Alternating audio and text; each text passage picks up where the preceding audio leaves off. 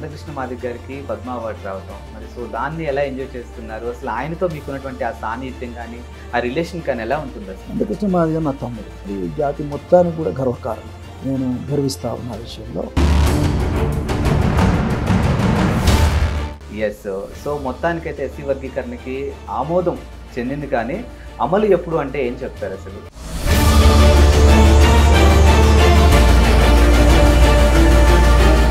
ఇన్మార్ మల్లన్న బీసీలకు అన్యాయం జరుగుతుందని చెప్పేసి ఆయన వాళ్ళ కమ్యూనిటీ గురించి ఆయన ఎలా అయితే మాట్లాడారో, మరి కాంగ్రెస్ ఆయన కమ్యూనిటీ కాదు, అన్ని కమ్యూనిటీ ఓవరాల్గా అసలు బీసీకి సంబంధించి. సో మరి కాంగ్రెస్ లో ఎస్సీలకి ఏ విధమైనటువంటి ప్రాధాన్యత ఉందంటే ఏం చెప్తారు? లొసుగులు ఉన్నాయి. ఇప్పుడు ఈ ఇష్యూ వరకే నేను హ్యాపీ.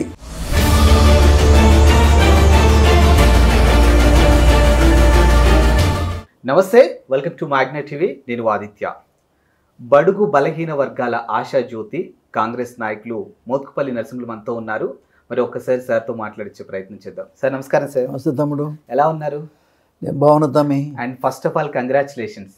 దాదాపుగా 30 సంవత్సరాల కష్టం ఈరోజు మీరు మాట్లాడినటువంటి ప్రెస్ మీట్ ద్వారా మీరు మాట్లాడుతున్నప్పుడు ఆ మాటలు ఏవైతే ఉన్నాయో ఆ మాటల్లో చాలా స్పష్టంగా కనిపిస్తుంది. సో ఈ సక్సెస్ని అసలు ఎలా ఎంజాయ్ చేస్తున్నారు? చాలా సంతోషం తమ్మి. పెద్ద భారం నిజంగా దింపినట్టు అయింది. రేవంత్ రెడ్డి గారు మాత్రం ఈ విషయంలో చాలా నా సంతోషాన్ని వ్యక్తం చేస్తున్నా. వారికి అభినందనలు కూడా తెలియజేస్తా ఉన్నా జాతి పక్షాన. ముఖ్యంగా ఏంటంటే ఒక చరిత్రాత్మకమైన ఘట్టం ఇది. అందరికీ సమన్యాయం జరగాలి, అందరూ సమంగా ఉండాలి, అందరూ బాగుండాలి అనేటువంటిదే ఈ ఉద్యమం యొక్క లక్ష్యం. 59 కులాలు ఉన్నాయి, ఏ ఒక్కరికో చెందింది కాదు ఇది. మాలమాదిగలే కాదు, ఇంకా 57 కులాలు ఉన్నాయి, వాళ్ళకి ఏది అందలేదు. అందని వాళ్ళు బాధపడుతూ ఉన్నారు. కాబట్టి అందరికీ అందే విధంగా నిర్ణయం ఉండాలనేది ఈ ఉద్యమం యొక్క లక్ష్యం, మాదిగల యొక్క కోరిక. అది ఇవాళ ఇంతకాలానికి 30 సంవత్సరాల తర్వాత అసలు ఎప్పుడో నెరవేరాల్సింది మరి ఇవాళ అది నెరవేరటం అంటే మా కళ ఫలించింది. మేము ఇచ్చిన ఆలోచన సఫలీకృతమైంది. ముఖ్యంగా నేను మొట్టమొదటి వ్యక్తిని, నేను ఈ ఉద్యమానికి పునాది నేను. మందకృష్ణ మాదిగను కూడా ముందుకు తీసుకెళ్ళింది నేను. ఆ రకంగా ఉద్యమాన్ని ముందుకు తీసుకెళ్ళాం. ఏదేమైనా తమ్ముడు మందకృష్ణ కానీ, అదేవిధంగా ఆయనతోనే ఆనాడు పనిచేసినటువంటి మన వంగపల్లి శ్రీను కానీ, పాపయ్య గారు కానీ, భాస్కర్ గారు కానీ, అదేవిధంగా మేరీ కానీ, మేరీ మాదిగ, ఇట్లా ఎంతోమంది, కృపాకర్ కానీ, ఎంతోమంది వాస్తవంగా ఈ ఉద్యమం కోసం ఎంతోమంది ప్రాణాలు వదిలిపెట్టారు. ప్రాణాలు బలిదానం చేసి ఈ ఉద్యమాన్ని బతికించారు. కాబట్టి ఎంతోమంది త్యాగాల ఫలితమే ఇవాళ ఈ నిర్ణయం అనేటువంటిది సందర్భంగా నేను తెలియజేస్తా ఉన్నా. ఏదేమైనా నిర్ణయం మంచి నిర్ణయం తీసుకున్నటువంటి రేవంత్ రెడ్డి గారికి మరొకసారి కృతజ్ఞతలు తెలియజేస్తా ఉన్నా. అండ్ ఇదే అంశానికి సంబంధించి మరో సంతోషించదగ్గ అంశం ఏదైనా ఉంది అంటే మందకృష్ణ మాదిగ గారికి పద్మ అవార్డు రావటం, మరి సో దాన్ని ఎలా ఎంజాయ్ చేస్తున్నారు? అసలు ఆయనతో మీకున్నటువంటి ఆ సాన్నిధ్యం కానీ ఆ రిలేషన్ కానీ ఎలా ఉంటుంది అసలు? మందకృష్ణ మాదిగ నా తమ్ముడు. వాస్తవంగా ఒక తమ్మునిగానే స్వీకరించి, తమ్మునిగానే 30 ఏళ్ళు ఏ పరిస్థితుల్లో కూడా అతని చెయ్యి నేను వదిలిపెట్టలేదు, విన్నారా? కాబట్టి అటువంటి తమ్మునికి పద్మశ్రీ రావటం అనేది చాలా సంతోషం. అది జాతి మొత్తానికి కూడా గర్వకారణం. నేను గర్విస్తా ఉన్న విషయంలో చాలా సంతోషకరమైనటువంటి విషయం. అండ్ ఇప్పుడే వీడు కంగ్రాచులేషన్స్ చెప్పాడు, మళ్ళీ ఇంతలోకి ఈ క్వశ్చన్ వేసాడని మాత్రం తప్పుగా అనుకోకండి. నేనేమనుకోను. ఎస్. సో మొత్తానికైతే ఎస్సీ వర్గీకరణకి ఆమోదం చెందింది, కానీ అమలు ఎప్పుడు అంటే ఏం చెప్తారు అసలు? 10 రోజులు అమలులోకి వస్తుంది, అంతేనా? అంతే. ఎందుకంటే చాలా మంది అంటే ఇప్పుడు మనం ఒక మంచి పని చేసాము అని అంటే, ఇప్పుడు మోత్కుపల్లి నరసింహులు గారిని అందరూ ఇష్టపడాలని రూల్ లేదు, అలానే అందరూ విభేదించాలంటే అలా కూడా లేదు. సో బొమ్మ బరుసు రెండు ఉన్నట్టే ఇక్కడ కూడా ఉంటుంది. ఇలాంటి ఆమోదాలు చాలానే చూసాం, కానీ అమలు అయినప్పుడు చూద్దాంలే, ఇట్లాంటి మాటలు కూడా వస్తూ ఉన్నాయి. అంటే రకరకాల వాళ్ళు మాట్లాడుతుంటారు, దాని గురించి కాదు. కానీ సభలో ఆమోదం పొందిన తర్వాత అది ఆగేది ఉండదు. ఖచ్చితంగా ఈ 10-15 రోజుల్లోనే అమల్లోకి వస్తుంది. ఎస్. మీ ఎస్సీ వర్గీకరణకి పర్టికులర్గా మిగతా ఉన్నటువంటి కమ్యూనిటీస్ నుంచి కానీ, మిగతా ఉన్న కులాల నుంచి కానీ ఏ విధమైన సపోర్ట్ ఉంది అసలు? అంటే ముఖ్యంగా బీసీల నుంచి. బీసీలు అందరూ కూడా, బికాజ్ సమన్యాయం అంటున్నాం కదా, ఇప్పుడు ఏ ఒక్క కులం కోసం మాట్లాడితే ఎవరైనా తప్పబడతారు. ఇది అందరికీ న్యాయం జరగాలనేటువంటి విషయం కాబట్టి ఎవరు కూడా దీని ఈ ఉద్యమానికి పూర్తి సపోర్టు అన్ని కులాల నుంచి ఉంది కాబట్టి ఇది అమల్లోకి వచ్చింది వాస్తవంగా చెప్పాలంటే. కాబట్టి ఇది అందరి సపోర్ట్ ఉంది. అందరి సపోర్ట్ వల్లనే ఉద్యమం ముందుకు సాగింది, అందరి సపోర్ట్ వల్లనే ఇవాళ అసెంబ్లీలో కూడా బిల్ పాస్ అయింది. సో ఎందుకంటే ఈ ప్రశ్న నేను పర్టికులర్గా మిమ్మల్ని ఎందుకు అడిగానంటే, మొన్న జరిగినటువంటి వరంగల్ మీటింగ్ ఏదైతే ఉందో బీసీల యుద్ధ వేదికలో, సో ఆ వేదికగా మీరు కూడా కనిపించినటువంటి సందర్భాలు ఉన్నాయి. సో అక్కడ జరిగినటువంటి పరిణామాలు మీరు చూసారు. అంటే దాన్ని బేస్ చేసుకొని దానికి రిలేటెడ్గా ఈరోజు కాంగ్రెస్లో ఎలాంటి పరిణామాలు ఉన్నాయో మీరు చూస్తూనే ఉన్నారు. పర్టికులర్గా తీన్మార్ మల్లన్నకి షోకాజ్ నోటీసులు ఇచ్చే వరకు కూడా వెళ్ళింది ఈ అంశం. వెళ్ళొచ్చు. అయితే విషయం ఏంటంటే మల్లన్న ఉద్దేశం తప్పు కాదు. మల్లన్న ఉద్దేశం ఏదైతే బీసీలను చైతన్యపరచాలనే ఒక ఆలోచన రావటం చాలా గొప్ప విషయం. అది ఎవరు చేయలేని పరిస్థితి. తను ముందుకు వచ్చి పనిచేస్తున్నాడు. పనిచేసేదాన్ని మనం కూడా ఒక దళితుడిగా మనం చేసే ఉద్యమం అదే. నేను 30 ఏళ్ళ నుంచి నేను అదే చేస్తున్నా. అయినప్పటికీ పర్టికులర్గా బీసీ కమ్యూనిటీ కోసం ఒక లీడర్ బయలుదేరి వాళ్లకు జరుగుతున్నటువంటి అన్యాయాన్ని అడుగడుగున చూపించేటువంటి పద్ధతిలో వారు చేస్తున్నటువంటి ఫైట్ చాలా హర్షణీయం. సరే, దాంట్లో కొన్ని తప్పొప్పులు ఉండొచ్చు. ఆ తప్పొప్పులను ఏదైనా ఉంటే సరి చేసుకుంటే మంచిది. ఎందుకంటే ఇప్పుడు ఇదే ఎస్సీ వర్గీకరణకు నిన్న మొన్న స్టార్ట్ అయిన ఉద్యమం కాదు. దాదాపుగా మీ రాజకీయ చరిత్రలో చూసుకుంటేనే 30 ఏళ్ల క్రితం నుంచి జరుగుతానే ఉన్నటువంటి ఉద్యమం. సో దానికి ఈ రోజు ఒక అంటే ఒక శుభ పరిణామం అని చెప్పొచ్చు చాలా. సో మరి మీరు ఎవరిని నొప్పించకుండా ఈ రోజు ఇక్కడ వరకు తీసుకురావడం జరిగింది. కానీ మల్లన్న మాటలు ఎక్కడో కొంచెం నిజంగా అంటే ఇదే ఇంకా లాస్ట్ ముఖ్యమంత్రి, వాళ్ళు అవ్వద్దు మనమే అవ్వాలి అనేది, అంటే ఇప్పుడు రేపు అన్న రోజు అది జనానికి ఒక చైతన్యం వచ్చేటువంటి మాట అండి. అది ఒక చైతన్యం తీసుకొచ్చే మాట. ఇప్పుడు ఎప్పుడు కూడా ఒకటి గమనించండి, ఏ పేదవాడు మాట్లాడితే 12 మంది గొంతు నొక్కుతుంటారు. ఇది సహజమే ఇది. కానీ నేననేది ఏంటంటే మల్లన్న ఉద్దేశం వల్ల జాతిని చైతన్యం చేయటానికి ఇన్ని వర్గాలైతే పైకి వచ్చినాయి, ముఖ్యమంత్రులు అయినరు. ఈ వర్గాల నుంచి కాలేదు, ఆ వర్గాల నుంచి ఇదే చీఫ్ మినిస్టరు మనం కనుక ముందుకు వస్తే మనం అవుతాం అనేది తన ఉద్దేశం. అంతే తప్ప అందులో రాంగ్గా అర్థం చేసుకోవాల్సినటువంటి అవసరం ఏం లేదు. అంటే మీకు అనిపించిందండి ఆయన అక్కడ స్టేజ్ మీద మాట్లాడుతున్నప్పుడు, అరే ఇది ఎక్కడో కొంచెం రాంగ్ వేలో వెళ్ళేటట్టుంది బయటకి అని మీకు అనిపించింది? లేదు లేదు లేదు, అది తప్పేం కాదు. అది తప్పేం కాదు. క్వశ్చన్ ఏంటంటే కొన్ని వర్గాల వాళ్ళు, అగ్రవర్ణాల వాళ్ళే ముఖ్యమంత్రులుగా పరిపాలన చేస్తున్నారు. మీరు చూడండి, కావాలంటే ఇప్పుడు స్వతంత్రం వచ్చిన కాడికి ముఖ్యమంత్రులు అవుతున్నారు. ఏ వర్గాల వాళ్ళు అవుతున్నారు? ఉన్నత వర్గాల వాళ్ళకి సంబంధించిన వాళ్ళే అవుతున్నారు కదా. బీసీ వాడు ఎవరయ్యారు బీసీగా? ఒక్క ఎస్సీ దామోదర సంజీవయ్య ఒక 4 రోజుల కోసం అయ్యాడు. ఆయన కంటిన్యూ ఉంటే మరి మార్పులు వేరే ఉండేవి. కానీ ఇష్యూ ఏమిటంటే ఎవరు దయాదాక్షిణ్యాల మీదనో బతికే పరిస్థితి తప్ప మరొకటి కాదు. కాబట్టి అట్లా కాదు, రాజ్యాధికారం మనం కూడా సాధించవచ్చు, మనం కూడా కావచ్చు అనే ఒక అభిప్రాయం కిందనే మల్లన్న మాట్లాడుతున్నటువంటి మాటలు. దాన్ని కొంతమంది కావాలని, అతను బీసీ కాబట్టి అతను తొక్కేయాలనే ప్రయత్నమే ఎక్కువ మంది చేస్తారు సహజంగా. ఇప్పుడు మన నల్గొండ ఉందండి, నల్గొండలో అంతా రెడ్డి రాజ్యమే ఉంది కదా. మరి అక్కడ ఉన్నటువంటి వాళ్ళందరూ కూడా అగ్రవర్ణాలకు సంబంధించినటువంటి ఒక ఇంట్లో ఇద్దరిద్దరు టికెట్లు తీసుకోవటం, మరి బీసీలను తిట్టుకోవాలి సార్. పరిపాలన పేదవాళ్ళని ఆదుకునే వాళ్ళు, పేద వర్గాల నుంచి వచ్చేవాడు ఆదుకోగలుగుతారా? ఆఖరంటే తెలియనోడికి రాజ్యాధికారం ఇస్తే ఎట్లా ఉంటుంది? ఒక మాట మనం అనుకుందాం. సరే, ఒకరో ఇద్దరంటే అవటం అది సహజం. కానీ మొత్తానికి ఉన్న సీట్లన్నీ ఒక కులం వాళ్ళే పోటీ చేస్తే దాన్ని ఏమని అర్థం చేసుకోవాలి? మరి అప్పుడు మీ కమ్యూనిటీ వాళ్ళని మీరు చైతన్యవంతులు చేయొచ్చు కదా. మీరు ఓట్ లేకుండా బైకౌట్ చేయండి, మా కమ్యూనిటీ వాళ్ళకి ఎవరికి మీరు ఆ రకమైన చైతన్యం లేదనే కదా ఈ చైతన్యం చేసేకొచ్చే ప్రయత్నము. ఆ చైతన్యం ఒకటి గొడవ ఎక్కడిది అసలు? వాళ్ళు ఎందుకు అధికారంలోకి వస్తారు? ఆ చైతన్యం లేదు కాబట్టి చైతన్యం రావాలన్నాయా, ఇది పద్ధతి కాదని చూపిస్తాం కదా. ఇక్కడ పొరపాటు జరిగిందో పొరపాటు చెప్తాము, తప్పకుండా అవతల వాళ్ళు హర్ట్ అవుతారు, లేదంటే మన మీద ఇరుసుకపడతారు. సహజమే, అది కామన్. పేదవాళ్ళని తొక్కేస్తారు. ఇప్పుడు ఇదే ఎస్సీ వర్గీకరణ గత 30 ఏళ్ళ నుంచి జరుగుతూనే ఉంది. పర్టికులర్గా ఈ ఎస్సీ వర్గీకరణకు మొదటి నుంచి కూడా కాంగ్రెస్ అనేది కొంచెం ఫేవర్గానే ఉంది, సపోర్ట్ చేస్తుంది. ఈవెన్ రాహుల్ గాంధీ దగ్గర నుంచి కూడా సపోర్టింగ్ అనిపించింది. బట్ పర్టికులర్గా మీ పార్టీలో ఉన్నటువంటి కొంతమంది కీలక నేతలు దీన్ని అడ్డుకునే ప్రయత్నం కూడా చాలాసార్లు చేశారు. సో సభా వేదికలు పెట్టి కూడా ఓపెన్గా మాట్లాడినటువంటి తీరు మీరు చూసే ఉంటారు. సో మరి ఈరోజు వాళ్ళకి ఎలాంటి ఆన్సర్? అసలు ఆన్సర్ ఏముందండి? పాపం వాళ్ళు మేము అన్నదమ్ములం, విడిపోయినాము, ఏది మన ఏరుపడతారట చూడు, ఏరుపడ్డమే కానీ మేము అన్నదమ్ములు ఏరుపడతారుగా. అవును, ఊళ్ళల్లో పదం, మా గ్రామీణ పదం అయితే ఏరుపడటం. కాబట్టి ఏరుపడమే తప్ప అన్నదమ్ములు ఏడిపోతారు, కలిసే ఉంటాం కదా. ఇవాళ పంచాయతీ అయిపోయింది కాబట్టి, అసెంబ్లీలో తీర్మానం అయిపోయింది కాబట్టి కలిసిపోతాం అంతే. సో మొత్తానికి ఇన్ని సంవత్సరాలకి అన్నదమ్ముల పంచాయతీ తేలిపోయింది. సో మరి దావత్ ఏమన్నా ఉందా లేదా? దావత్ అంటే ఖచ్చితంగా ఉన్నట్టే లెక్క. ఫలితాలు వచ్చినప్పుడు దావత్ ఇచ్చినట్టు లెక్క అంతే ఇంకా. అండ్ కమింగ్ టు కాంగ్రెస్, పర్టికులర్గా ఇప్పుడు కాంగ్రెస్లో ఏదైతే తీన్మార్ మల్లన్న బీసీలకు అన్యాయం జరుగుతుందని చెప్పేసి ఆయన వాళ్ళ కమ్యూనిటీ గురించి ఆయన ఎలా అయితే మాట్లాడారో, మరి కాంగ్రెస్ ఆయన కమ్యూనిటీ కాదు అన్ని కమ్యూనిటీ ఓవరాల్గా అసలు బీసీకి సంబంధించి, సో మరి కాంగ్రెస్లో ఎస్సీలకి ఏ విధమైనటువంటి ప్రాధాన్యత ఉందంటే ఏం చెప్తారు? ఇక్కడ ఇప్పుడున్న కాంగ్రెస్ సర్కార్లో ఇక్కడ లొసుగులు ఉన్నాయి. ఇప్పుడు ఈ ఇష్యూ వరకే నేను హ్యాపీ. ఓకే, మిగతా ఇష్యూలలో చాలా లొసుగులు ఉన్నాయి. ఇప్పుడు మాదిగ మంత్రి లేడు కదా, మాదిగ మంత్రి లేడు. ఇప్పుడు ఎక్స్పెక్ట్ చేయొచ్చా? చేయాలి మళ్ళా, ఇప్పుడు చేసుకోవాలని చెప్తున్నా నేను. ఖచ్చితంగా రేవంత్ రెడ్డి గారు ఇంత మంచి నిర్ణయం చేసిండు కదా, ఇక్కడ నుంచి షురువు చేయాలి. మాదిగ మంత్రిని ఇస్తే ఆటోమేటిక్గా మాదిగలంతా ఒక భరోసాను ముందుకు పోతారు, పార్టీకి మేలవుతుంది. కాబట్టి మాదిగ మంత్రి అనేటువంటి వాడిని ఇమీడియట్గా నియమించాల్సినటువంటి అవసరం ఉంది, టు క్రియేట్ సమ్ ఒక స్పిరిట్ క్రియేట్ చేయడానికి. అండ్ పర్టికులర్గా ఈ రోజు చూసుకుంటే కులగణన మీద రకరకాల వాదనలు, రకరకాల అభిప్రాయాలు వినిపిస్తున్నాయి. పర్టికులర్గా మీ పార్టీ నుంచే, అధికారంలో ఉన్నటువంటి కాంగ్రెస్ నుంచే ఎవరు ఒపీనియన్ వాళ్ళది కెమెరాల ముందుకు వచ్చి చెప్పేస్తూ ఉన్నారు. నిజంగా ఈ కులగణనలో చాలా అవకతవకలు జరిగాయి అనేది, వాళ్ళు ఇచ్చినటువంటి ఆ ఫిగర్ ఏదైతే ఉందో అది కరెక్ట్ కాదు అని అంటున్నారు. నిజమేనది?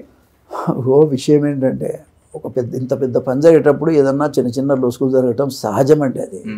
ఇప్పుడు మా ఏబిసిడి వర్గీకరణలో కూడా ఈ పర్సంటేజ్ ఆఫ్ షేర్ అది కొంత ఇంకొక 2% రావాల్సిన అవసరం ఉంది. కానీ సరే వాళ్ళు ఒక స్టెప్ వేసినారు, అది అమల్లోకి తీసుకొచ్చే ప్రయత్నం, దాన్ని సరి చేసుకోవాల్సిన అవసరం ఉందనేది ప్రభుత్వానికి మనం చెప్పడానికి స్కోప్ ఉంది. దాన్ని మనం పెద్ద ఇబ్బందిగా, ఎందుకంటే అది అమల్లోకి రావటానికి తీసుకున్నటువంటి నిర్ణయం గొప్పది, కాన్సెప్ట్ను మనం అర్థం చేసుకోవాలి. రెండోది ఇంకోటి చిన్న విషయం, 1-2% ఏదైనా తేడా వస్తే సరి చేసుకునే పరిస్థితి ఎప్పుడైనా గవర్నమెంట్లో ఉంటుంది, అది సరి చేసుకోవచ్చు. అట్లనే ఇప్పుడు ఈ గణాంకాల విషయంలో కూడా ఏదైనా ఉంటే పొరపాటు ఉంటే సరి చేసుకునేటువంటి అవకాశం ఉంది, ఖచ్చితంగా సరి చేసుకోవాల్సిన అవసరం ఉంది. ప్రభుత్వంకు మరి మనం ఈ విషయాన్ని చెప్పాల్సిన అవసరం ఉంది, ప్రభుత్వం కూడా సరి చేస్తే మంచిది. అండ్ ఈరోజు ఎవరో కాదు, తీన్మార్ మల్లనే కెమెరాల వేదికగా ఏదైతే గణాంకాల షీట్ ఉందో దాన్ని కాల్ చేయడం జరిగింది. మరి మీరు అధికారంలోనే ఉన్నారు, మీరు ఎమ్మెల్సీ, ఆ పార్టీ నుంచే బీఫామ్ తీసుకున్నారు, ఆ పార్టీ నుంచే మీరు గెలిచారు. సో మీరు డైరెక్ట్గా వెళ్ళి మాట్లాడితే అయిపోతుంది కదా, ఎందుకు ఇంత సినారియో అన్నట్టుగా చూస్తున్నారు? అంటే అందరూ ఒకే పార్టీలో ఉన్నారు కదా, ఎందుకు ఇదంతా అన్నట్టు? సరే, కొన్ని ఎమోషనల్ పనులు కొంతమంది చేస్తుంటారు, దాన్ని పెద్దగా భూతార్థం పెట్టి చూడాల్సిన అవసరం లేదు. మరి మల్లన్న ఓవరాల్ ఆలోచన ఏమిటో తెలియదు కదా మనకి, తెలియనప్పుడు మనం కామెంట్ చేయటం అనవసరం. నాకు తెలియదు కూడా, అసలు ఆయన కాల్చింది కూడా తెలియదు. అండ్ మొదటి నుంచి కూడా కాంగ్రెస్లో అంతర్గత పోర్లు ఉన్నాయి. ప్రతి ఒక్కళ్ళు కూడా ఎవరికి వాళ్ళు అక్కడ ఇంకా టాప్ లీడర్స్ అనేది ప్రతిపక్షం నుంచి చాలాసార్లు వినిపించినమాట. ఇప్పుడు రీసెంట్గా చూసుకుంటే మొన్న కూడా కాంగ్రెస్ నుంచి దాదాపు 10 మంది మంత్రులు, 10 మంది ఎమ్మెల్యేలు సీక్రెట్గా ఒక ఫామ్ హౌస్లో భేటీ అయ్యారని, మంత్రి పొంగులేటి శ్రీనివాసరెడ్డి వ్యవహారంలో కాస్త అసంతృప్తిగా ఉన్నారని, మరి ఇదే అసంతృప్తి కంటిన్యూ అయితే మాత్రానికి చివరిగా కాంగ్రెస్ సర్కార్ కూలిపోయే ఛాన్సెస్ కూడా ఉంది, రానున్న రోజుల్లో అవిశ్వాసం పెట్టబోతున్నారు, ఇలాంటివి కూడా వినిపిస్తూ ఉన్నాయి. ఎలా ఉంటుంది అసలు ఇవన్నీ? ఇవన్నీ మనం ఊహాగానాలు చేయటం మంచిది కాదు.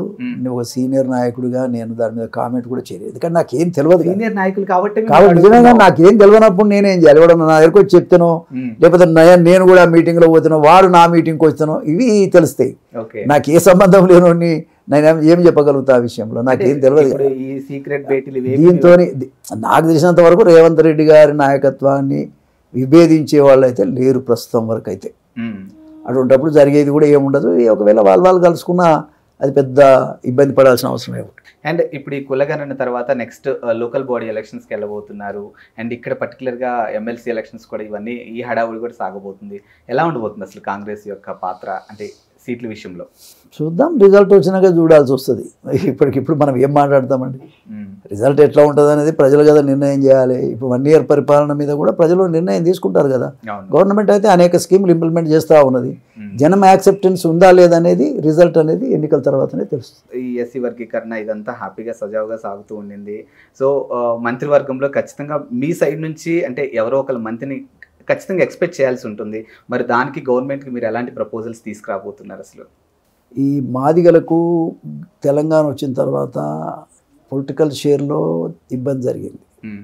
మంత్రివర్గ విస్తరణలో కూర్పులో కూడా మాదిగలకు చోటు లేకుండా పోయింది. కాబట్టి ఇవన్నీ సరిచేయాలని నేను కోరుతున్నాను. అన్ని పార్టీలను కూడా కోరుతున్నాను. నేను ఏంటంటే మీ ఎజెండా ఏమిటి అసలు మాదిగల పక్షాన? రేపు మాదిగలు ఎక్కడేస్తే ఆ పార్టీ గెలుస్తుంది, అంతవరకు చెప్పగలుగుతాను నేను. 1 year బిఫోర్ ప్రజల నిర్ణయం చెప్పగలుగుతారు, మాలా నాయకులను కూడా నిర్ణయం చేస్తాం. వినరా? మాకు నచ్చకపోతే ఏం చేస్తాం సార్? కాబట్టి నేను అనేది ఏంటంటే ఖచ్చితంగా రాబోయే కాలంలో మాదిగలు ఎవరి కోటేస్తే వాళ్ళు గెలుస్తారు. ఇంకా దళితులంతా ఏకమైతే ఇంకా బాగుంటుంది, బ్రహ్మాండమైనటువంటి రిజల్ట్ వస్తుంది. కాబట్టి ఇక మాదిగలను నెగ్లెక్ట్ చేస్తూ ఉంటే ఓటేసే పరిస్థితుల్లో మాదిగలు లేరు. ఆ విధంగా ఎంకరేజ్మెంట్ కూడా మనం చేయలేము. కానీ ఆ మాదిగలను ఓన్ చేసుకొని మాదిగ నాయకత్వాలను కూడా గౌరవిస్తే ఖచ్చితంగా రాబోయే కాలంలో మాదిగలు సరైన నిర్ణయమే తీసుకుంటారు. పొలిటికల్ ఇదంతా పొలిటికలే. మీరు ఏమి ఇచ్చిండ్రు, రేషన్ కార్డు ఇచ్చిండ్రు, బర్రె ఇచ్చిండ్రు, గొర్రె ఇచ్చిండ్రు, ఇవన్నీ లెక్కలోకి రావు. మాకు రాజ్యాధికారంలో భాగస్వామ్యం ఉందా లేదా, మాకు ఆర్థిక పరమైనటువంటి వెసులుబాట్లు మాకు కలిగిస్తున్నారా లేదా, మమ్మల్ని అసలు మనుషులుగా చూస్తున్నారా లేదా. మనుషులుగా చూస్తేనే మేము మిమ్మల్ని గౌరవిస్తాం, లేదంటే మమ్మల్ని ఎవరు గౌరవిస్తే వాళ్ళనే గౌరవిస్తాం. అండ్ మీరు సీనియర్ ఎన్టీఆర్ అన్నగారి దగ్గర నుంచి కూడా అక్కడ నుంచి రైట్ నో ఈ రోజు వరకు కూడా అంటే ఈ సక్సెస్ సాధించేంత వరకు కూడా కంప్లీట్గా మీ రాజకీయ జర్నీ ఇదంతా మేము కూడా చూస్తూనే ఉన్నాం. సో అటు అన్నగారితో కానీ ఆ తర్వాత చంద్రబాబు నాయుడు గారితో ఆ రిలేషన్ ఎలా ఉండేది సార్ మీకు అసలు? అన్నగారు మహానుభావుడు, దేవుడితో సమానం. కారణం ఏంటంటే అట్టడుగు వర్గాలను ఆదరించి ప్రేమించిన ఏకైక వ్యక్తి ఎన్టీ రామారావు. పేదరికాన్ని ముద్దాడిన వ్యక్తి. అటువంటి వ్యక్తి మళ్ళా పుట్టాడు. కారణం ఏంటంటే మాదిగలకు రాజకీయ స్థానమే లేనటువంటి వాళ్ళకి మరి అన్ని వర్గాలకు సమంగా ఆయన రాజకీయ ప్రాతినిధ్యం కల్పించిన మహనీయుడు ఒక మాటలో చెప్పాలంటే. తర్వాత ఈ రేషన్ కార్డులు కానీ, పెన్షన్లు కానీ, ఇండ్లు కానీ, తర్వాత ఆర్థిక మన అడ్మినిస్ట్రేషన్ డిసెంట్రలైజేషన్ కానీ, ఇప్పుడు మండలిక విధానం రావటం కానీ, దానివల్ల పరిపాలన వికేంద్రీకరణ జరగటం కానీ, ఇవన్నీ కూడా పేదవాళ్ళకి చాలా మేలైంది కదా. ఇల్లు కట్టించే దాంట్లో కానీ అప్పుడు బడ్జెట్ ఎంత తమ్మ, చాలా చిన్న బడ్జెట్. ఆ చిన్న బడ్జెట్లో ఇన్ని పెద్ద పనులు చేసుకుంటూ వచ్చాడు. నియతి ఉంది కాబట్టి, లీడర్ లోపల చిత్తశుద్ధి ఉంది కాబట్టి కొన్ని పనులు అవుతాయి. లీడర్లు సరిగా లేకపోతే పనులు కూడా కావు. కాబట్టి అటువంటి పెద్ద ఆయన లిఫ్ట్ చేసిన దాంట్లో నేను ఒక్కడిని వినరా.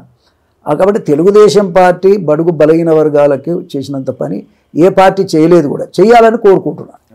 ఈ పార్టీలు ఈ నాయకులు కూడా చేస్తే వాళ్ళకు కూడా మంచి పేరు వస్తుంది. అండ్ అప్పట్లో చంద్రబాబు నాయుడు గారు హయాంలో కూడా ఒకసారి దీనికి సంబంధించిన ఆమోదం జరిగింది. ఆయననే మొదటి వ్యక్తి దాన్ని చట్టం చేపించడంలో కానీ అమలు చేయటంలో కానీ ఆయనే మొదటి వ్యక్తి. చంద్రబాబు నాయుడు గారి ఆలోచన విధానం ఏదైతే ఉన్నదో ఆనాడు చేసిన చట్టాన్ని ఇలా సుప్రీంకోర్టు కూడా ముందుకు తీసుకొచ్చిందని నేను అంటున్నాను. Same policy. అప్పుడు మీరు ఎమ్మెల్యేగా ఎమ్మెల్యే ఉన్నారు. కాబట్టి ఇష్యూ ఏమిటంటే దానివల్ల మరి ఎంతోమందికి మేలైంది. ఇప్పుడు అందలేని వాడికి అందించేదే ప్రభుత్వం యొక్క ఉద్దేశం. అందలేని వాడికి అందించేదే ప్రభుత్వం యొక్క ఉద్దేశమైనప్పుడు ఆ రకంగా అందించిన వాడే లీడర్. కాబట్టి ఇప్పుడు 12 పనులు చేయని రేవంత్ రెడ్డికి ఇప్పుడు ఈ ఇష్యూలో వచ్చినంత పేరు ఏ ఇష్యూలో రాదు. అది ఏదో ఫలితాన్ని ఆశించి మనం పనిచేయాల్సిన అవసరం లేదు. కానీ వాస్తవంగా పేదవాళ్ళకి అందుబాటులో ఉండి పేద ప్రజలు ఏం కోరుకుంటారో ఆ రకంగా వాళ్ళకు అందించేటువంటి నాయకత్వాలు అనేది ఉండాలి. ఆ విధంగా పనిచేయాలి. అటు చేసినప్పుడే మంచి పేరు వస్తుంది. అండ్ మీరు అంటే మీ రాజకీయ జీవితం మొదలైనప్పటి నుంచి రైట్ను ఇప్పటి వరకు కూడా ఎన్నో ఒడిదుడుకులు మీరు కూడా చూస్తుంటారు. అంటే ప్రజా సమస్యలు కానీ, విద్యార్థుల సమస్యలు కానీ, ఎవ్రీథింగ్ మీరు చూసుకుంటూ వచ్చారు. అంటే దాదాపుగా అంటే ఉమ్మడి రాష్ట్రంలో ఉన్నప్పుడు, రైట్ను తెలంగాణ వచ్చినప్పుడు, సో ఆ వేరియేషన్ ఎలా ఉంది అంటే ఏం చెప్తారు సార్? అంటే ఈ ఇష్యూస్ పట్ల కానీ, లేకపోతే అసలు ప్రస్తుత రాజకీయాలు కానీ? నాకు తెలిసి ఆనాడున్న పరిపాలన అయితే ఈనాడు లేదు. చెప్పుకోవటమే మా తెలంగాణ అనేది. కానీ తెలంగాణ రావటం వల్ల కొన్ని వర్గాల వాళ్ళకి రాజ్యాధికారం రావటం వల్ల వాళ్ళు సంతోషంగానే ఉన్నారు. కానీ మిగతా ప్రజలకు ఏమొచ్చింది? ఏం రాలేదు. పరిపాలన విధానంలో రాలేదు, రాజ్యాధికారంలో రాలేదు, ఆర్థికపరమైన వెసులుబాట్లు పెద్దగా జరిగింది ఏం లేదు. కాబట్టి ఏ రకమైన ఆనందం ప్రజలు కోరుకున్నారో అది జరగలేదు. సామాజిక తెలంగాణ అయితే జరగలేదు. ఇది పెత్తందాల తెలంగాణ వచ్చిందనేది అందరి యొక్క ఆలోచన. కాబట్టి తెలంగాణ వచ్చినాక పేదవాడికి ఒరిగింది అయితే ఏమి లేదు. అండ్ ఈ రోజు అంటే పర్టికులర్గా ఈ రోజు మీరు ఏదైతే ఒక అచీవ్మెంట్ అని చెప్పవచ్చు, అచీవ్మెంట్. సో దీని తర్వాత మీకు వస్తున్నటువంటి కాల్స్ కానీ, లేకపోతే పర్టికులర్గా ఎస్సీ సామాజిక వర్గం నుంచి మీకు వస్తున్నటువంటి అప్లాజెస్ కానీ ఎలా ఉన్నాయి అసలు పొద్దుట నుంచి? మంచిగా ఉన్నాయి. చాలా ఆనందంగా పడుతున్నారు. జనమంతా హ్యాపీగా ఉన్నారు. ఒక పండుగ వాతావరణం ఉంది రాష్ట్రంలో. చాలా గొప్ప విషయం. నేను కూడా వాళ్ళతో పాటు ఎంజాయ్ చేస్తున్నాను. సో ఇప్పుడు అంటే నెక్స్ట్ అసలు ఏం చేయబోతున్నారు ఏంటి అంటే మళ్ళీ మీకేమైనా ప్రణాళికలు ఇలాంటివి ఏమైనా ఉన్నాయా? ఇప్పుడు ప్రత్యేకంగా ప్రణాళికలు ఉండాల్సిన అవసరం లేదు. ఏదో మనం ప్రణాళిక తయారు చేసుకొని ముందుకు పోవాల్సిన అవసరం కూడా లేదు. ఆల్రెడీ ఒక ప్రణాళిక ఏబిసిడి కావాలని అనుకున్నాం, ఆ రకంగా దాని మీద ఫైట్ చేయాలనుకున్నాం. 30 ఏళ్ళుగా ఫైట్ జరుగుతూ ఉంది. దాంట్లో భాగంగా ఇలా అమలు జరిగింది, అందరం ఆనందంగా ఉన్నాం. మిగతా విషయాలు అనేటువంటి అవి ఎప్పుడు ఉండేటివే, తప్పకుండా వాటి మీద ఫైట్ చేయాల్సిందే, చేద్దాం. అండ్ ఫైనల్గా త్రూ మా ఛానల్ ద్వారా ఏం చెప్పదలుచుకున్నారు మీరు? ఒకటే ఏంటంటే దళిత వర్గానికి నేను ఒకటే విజ్ఞప్తి చేస్తున్నా. మన పేదరికానికి కారణం మనలో చైతన్యం లేకపోవటం, మనం ఐకమత్యంగా లేకపోవటం, మన బలహీనతలు, మనల్ని ఒక ఓటు బ్యాంక్గా చూస్తే తప్ప మనుషులుగా చూడటం లేదు.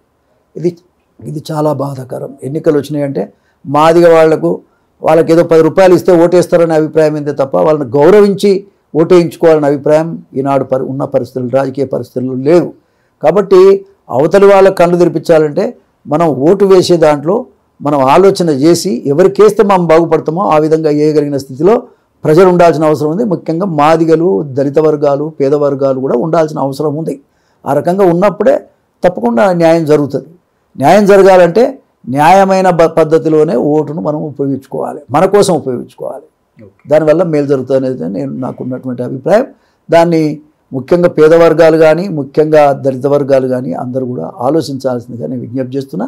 ఇవాళ ఏదైతే నిర్ణయం జరిగిందో ఆ నిర్ణయం అనేటువంటిది ప్రజలందరూ, ముఖ్యంగా ఈ యొక్క ఏబిసిడి వర్గీకరణ కోసం ఎవరైతే త్యాగాలు చేసి చనిపోయారో వాళ్ళందరూ కూడా, అమరవీరులందరికీ ఈ నిన్న జరిగినటువంటి నిర్ణయం, అసెంబ్లీలో జరిగిన నిర్ణయం వారికి అంకితం.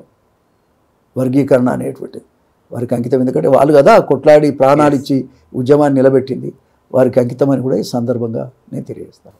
అండ్ ఫైనల్గా సార్, మీలాంటి ఒక గొప్ప లీడర్ని రానున్న రోజుల్లో మేము ఇంకా ఏమన్నా మంచి పొజిషన్లో ఎక్స్పెక్ట్ చేయొచ్చా? ఇప్పుడు మీరు ఒకటే గమనించండి, నేను ఒక కుర్రోడిగా 27 ఏళ్ళకి ఎమ్మెల్యే అయ్యాను. తల దించకుండా రాజకీయాలు చేశాను. రెండోది ఏంటంటే ఒక ఆదర్శవంతమైనటువంటి విధానంలో నేను రాజకీయాలు చేశాను. ఎవరినో దోసుకోవాలి, ఎవరినో దాచుకోవాలి, ఏదో చేయాలి, ఎవరినో మోసం చేయాలనేటువంటి రాజకీయం నాది కాదు. ట్రాన్స్పరెంట్గా లీడర్ ఉండాలి, ప్రజల మనిషిగా బతకాలి, అది ఆనందదాయకం. నేను 6 సార్లు గెలిచాను, నేను ఆనందించాను. వాళ్ళ ప్రేమతో నేను గెలిచాను. ఏదో డబ్బులు ఇచ్చి అటు చేసి ఇటు చేసి మాయ మాటలు చెప్పి కాదు, పని చేసి జీతగాడు ఏ విధంగానైతే మరి నమ్మకమైన జీతగాడిగా పనిచేస్తాడో అట్లా పనిచేశాను నేను. నాకు యజమానులు ప్రజలు, వాళ్ళ ప్రేమను పొందగలిగి ఒక దళితుడిగా, ఒక మాదిగ బిడ్డగా నేను 6 సార్లు గెలిచాను. ఇది ఓర్చుకోలేనటువంటి కొంతమంది వ్యక్తులు ఉంటారు. వాళ్ళందరూ కూడా ఇవాళ ఏదో రకంగా నన్ను ఇబ్బంది పెట్టి రాజకీయంగా ఎదగకుండా చేస్తున్నారు. అయినా సరే నేనుగా రాజకీయాల్లో ఉండాల్సిన పద్ధతిలోనే ఉంటా. రాబోయే కాలంలో నాకు చేతనైన సాయం చేసుకుంటూనే ముందుకు సాగుతా. ప్రజాసేవ. యాక్చువల్లీ నాకు ఇంటర్వ్యూ క్లోజ్ చేయాలనేది ఇంకొక క్వశ్చన్ అడగండి.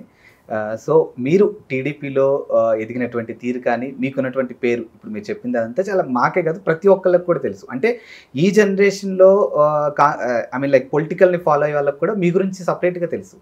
సో మరి అప్పుడున్నటువంటి సీనియర్ నాయకులతో టీడీపీలో వాళ్ళతో రిలేషన్ ఎలా ఉంది ఇప్పుడు అసలు మీకు?